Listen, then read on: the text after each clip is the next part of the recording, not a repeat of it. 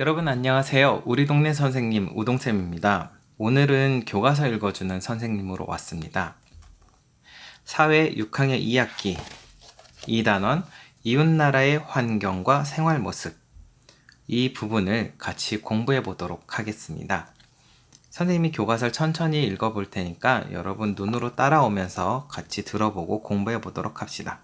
지금 우리와 가장 가까운 이웃나라들의 모습인데 아마도 위에는 중국인 것 같고요.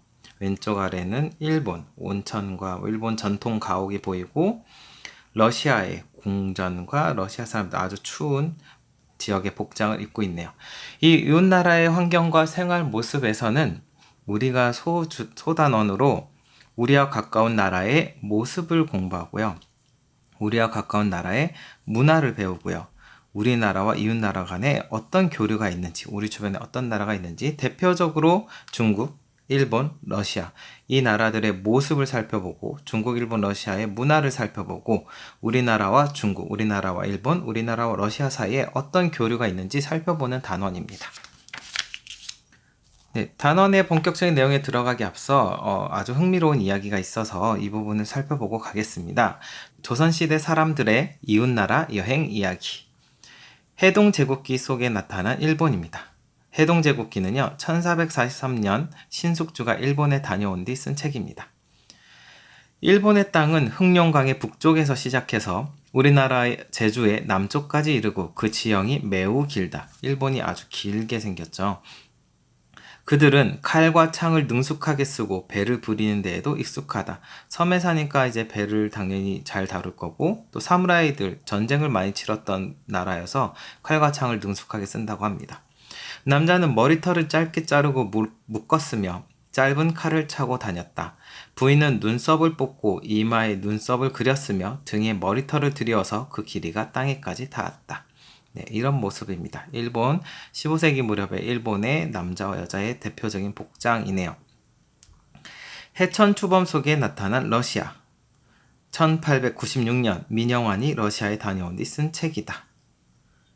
해천 추범이란 책을 민영환 선생님이 쓰셨는데, 민영환 선생님은 이제 우리나라가 일본의 국권을 빼앗긴 후에 그 억울함에 참지 못해서 스스로 목숨을 끊어서 6학년 1학기 아마 역사 교과서에, 우리 사회 교과서에 등장했던 인물로 알고 있습니다. 러시아의 한 공원에 들어갔더니 나무 토막을 연결하여 만든 산과 고개가 있었는데 그 높이가 꽤 높았다. 그 위로 철로가 설치되어 있고 바퀴가 달린 나무 상자 한 개가 놓여 있었다. 얘인가 봐요. 나무 상자 속에는 10명 정도의 사람이 앉을 만한 의자가 있었다. 사람이 상자 위에 앉아 쏜살같이 가고 오는 것이 놀이기구 같았다. 롤러코스터. 2개의 높은 산을 만들어 철로 위에서 바퀴를 움직여 급히 내려가게 하였다가 스스로 올라가게 하니 상상력이 참 기발하다 싶었다. 민영 선생이 러시아에 가서 이제 여러 가지 문물을 보고 왔는데 그 중에 놀이공원 본 이 롤러코스터를 본 내용을 기록해 주셨네요. 이때 당시 우리나라 참 힘든 시기였는데 어쨌든 유학을 가서 이제 여러 가지 살펴보고, 네, 러시아에 가서 살펴보고 온 내용을 기록해 주었습니다. 열하일기 속에 나타난 중국. 1780년 박지원이 중국에 다녀온 뒤 쓴 책이다. 박지원은 실학자죠. 우리 조선 후기 실학자, 대표적인 실학자고 열하일기에서 중국을 기록했습니다. 중국 사람이 왕곡정의 집으로 가 오랫동안 이야기를 나누었다. 중국의 왕서방입니다. 얼마 지나지 않아서 밥상이 들어왔는데 그 위에는 차와 술, 돼지고기찜, 달걀볶음, 흰쌀밥과 국 등이 있었다. 밥상 위에는 젓가락만 있고 숟가락은 없었다. 중국에서는 숟가락으로 수북수북 밥을 움켜 떠서 단숨에 배를 불리는 법이 없다. 이건 우리나라 스타일이죠. 수저로 밥을 수북히 싸서 한 번에 뱃속에 넣는, 입속에 넣는. 때로는 작은 구기 같은 것으로 국을 떠먹을 뿐이다. 구기는 숟가락처럼 생겼으나 자루가 없고 제사를 지낼 때 쓰는 술잔같이 생겼으나 발이 없다. 그 모양은 연꽃잎 같다. 구기를 들고 밥을 한 숟가락 떠먹어 보려고 하니 구기가 깊어서 밥이 입에 닿지 않았다. 어떤 게 국인가? 이 손에 들고 있는 게 국인가 봐요. 교과서 볼 때 이런 부분을 좀 중요하게 보셔야 돼요. 학습 내용인데 아까 2단원 제목이 이웃 나라의 환경과 생활 모습인데 결국 이 단어에서 알고자 하는 것은 바로 이것입니다. 우리와 가까운 이웃 나라의 자연 환경은 어떤 특징이 있을까요? 우리나라와 중국, 일본, 러시아 간의 문화적 차이점과 유사점은 무엇일까요? 우리나라와 이웃 나라가 협력하거나 갈등하는 사례는 어떤 것이 있을까요? 이 세 가지 질문에 답할 수 있으면은 이 큰 이단원을 다 공부하신 거예요. 한번 또 읽어보도록 하겠습니다. 첫 번째 소단원, 우리와 가까운 나라의 모습. 아까 우리와 가까운 나라는 대표적으로 중국, 일본, 러시아를 살펴보는데 여기서도 아마 그렇게 될 것 같아요.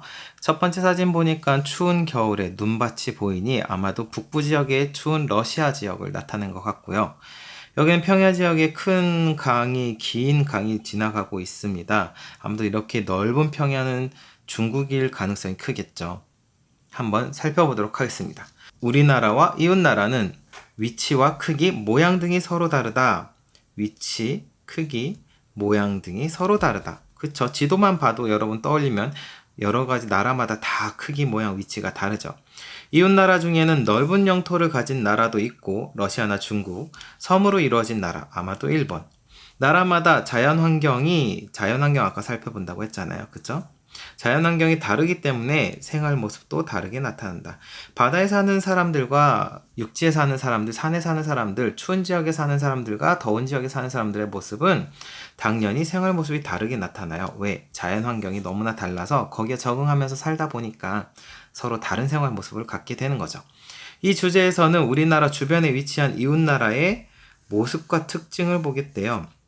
그 중에서도 아마 자연환경을 위주로 볼 것 같아요. 첫 번째 67쪽입니다.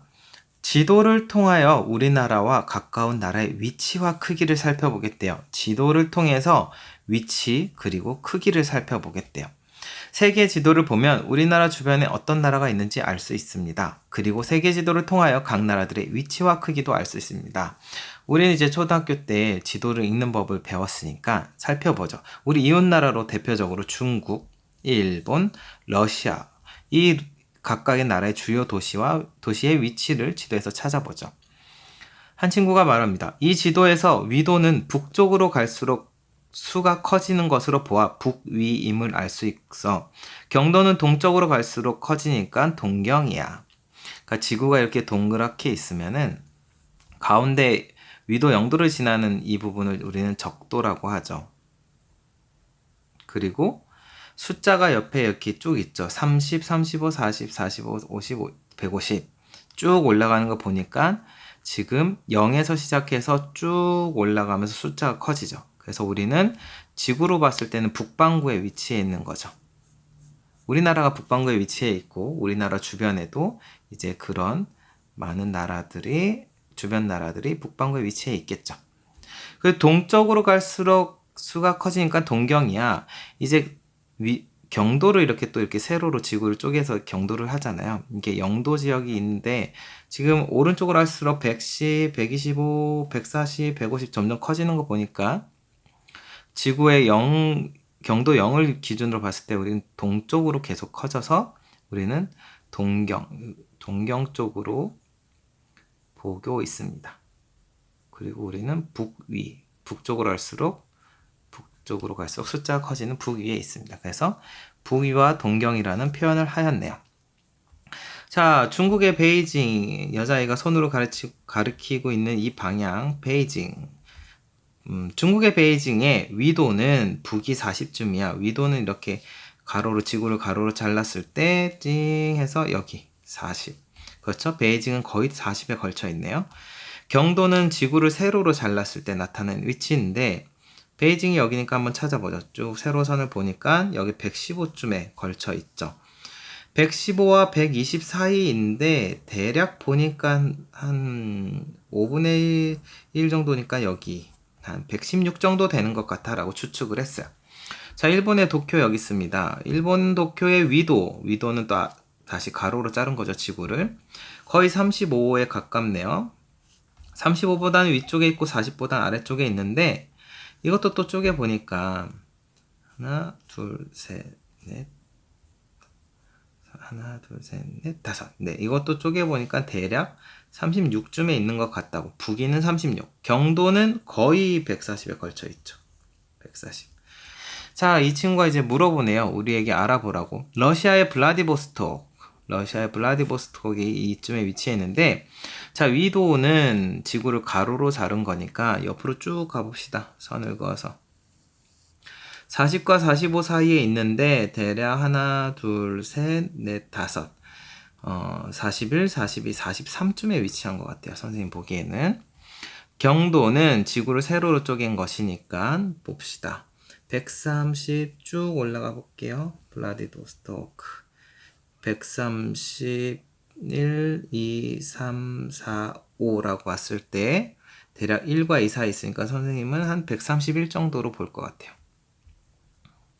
그래서 러시아 블라디보스토크의 위도는 아까 43도 정도, 경도는 131도 정도로 선생님은 보입니다. 뭐 더 정확히 세밀하게 하면 숫자는 소수점까지 간다던가 할 수 있겠지만 대략 위치를 설명할 수 있으면 되는 거니까요. 그래서 여기 우리 서울을 중심으로 한 대한민국을 보고 서쪽에 거대한 중국 대륙, 사실 중국은 북쪽까지 많이 걸쳐 있죠. 그리고 러시아는 이제 여기서 보이지도 않죠. 유럽까지 쭉 커지니까. 그리고 우리보다 훨씬 길어요. 일본이 우리보다 땅도 커요. 흩어져 있어서 우리가 더 넓게 생각할 수도 있는데 전체 면적 일본이 우리보다 많이 큽니다. 네. 우리는 이렇게 주변에 3개 국가에 의해서 둘러싸여 있고 남쪽으로는 이제 태평양이 있고 더 내려가면 이제 뭐 동남아시아의 국가들을 만날 수 있는 바다를 만나겠죠. 다음 장으로 넘어가겠습니다. 와.